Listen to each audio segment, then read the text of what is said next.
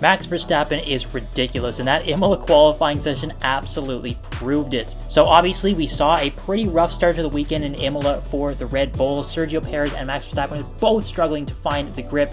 It looks like in qualifying, Perez was also struggling with that same problem once again.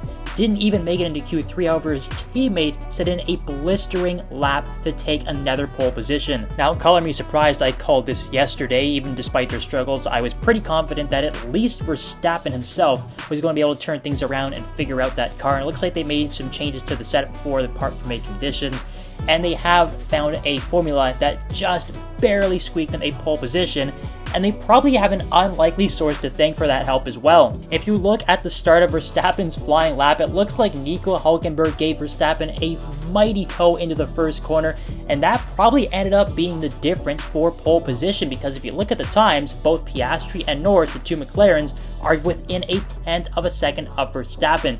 So you can say on past occasions, oh, you know, it looks like Verstappen's gonna have a challenge this weekend, and then the qualifying race rolls around and he just races off into the sunset. This time it's actually legitimate. Those McLarens are for real, and they are going to give a serious fight to Red Bull.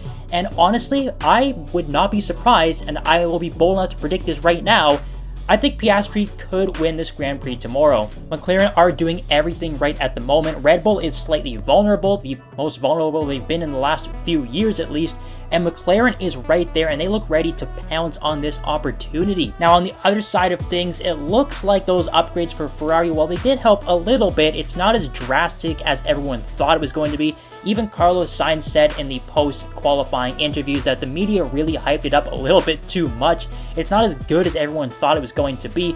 So perhaps Ferrari were definitely a little disappointed with that 4th and 5th result in qualifying, especially in front of their home fans, the Tifosi at Imola. They were probably expecting a bit better of a result. The same could also be said about Mercedes as well, because they did introduce some upgrades for Imola too. It just wasn't as noticeable as the Ferraris or the upgrades that McLaren are still carrying over from Miami. Mercedes were probably expecting a slightly better result. They were probably hoping to get a little bit more into the mix.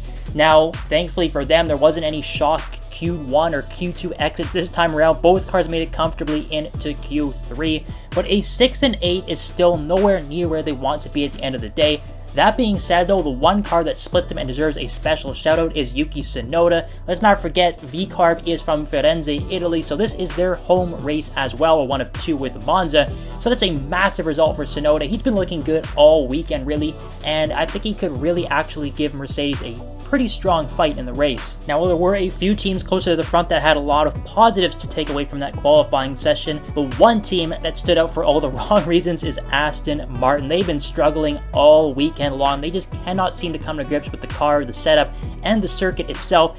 We even saw some rare mistakes from Fernando Alonso where he's just pushing a little bit over the edge, and it doesn't look like he can really get that car under control. So many adventures into the gravel trap. We saw a massive accident at the end of FP3, and that looks like those problems carried over to qualifying as well. So they might be in for a very long Sunday. It doesn't look like they're going to be able to sort these things out anytime soon, and they really need to come with some major upgrades if they want to keep up with their competitors. Of course, Lance Stroll didn't work out for him as well. He's starting down in P13, so Aston Martin, oh my goodness, they've got a lot of work to do. But we'll just have to wait and see what the race brings us tomorrow. Imola is always a fantastic race. There's always some great battling. Of course, it's one of the best circuits we have on the calendar as well. So it should be exciting to see what happens. But again, I'm going to be pretty bold, and I think McLaren is going to defend their win in Miami, except this time I'm going to call an Oscar Piastri win. I seriously think he's got what it takes. He's got the upgrade package that Norris had back in Miami on his car, and he seems to be coming to grips with it very, very quickly. So let's just see what happens, or maybe Ferrari can have a shout and get in there and stop Red Bull and McLaren from taking the top step. Give me your thoughts down below, guys. What are your predictions for the Emilia Romagna Grand Prix? And again, I'll remind you, as always, to hit the subscribe button because it really, really helps. We'll see you next time after the race on Racing Direct.